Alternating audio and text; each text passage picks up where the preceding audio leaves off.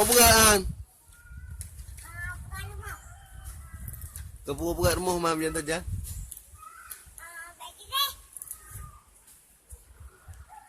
Ujian lah. Buat tarik je.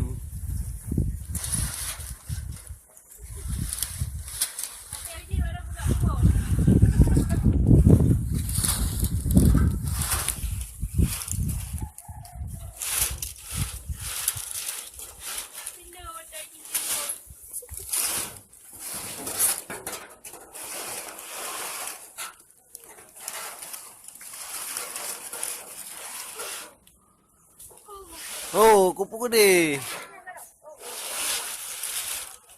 Balik dia. Dia.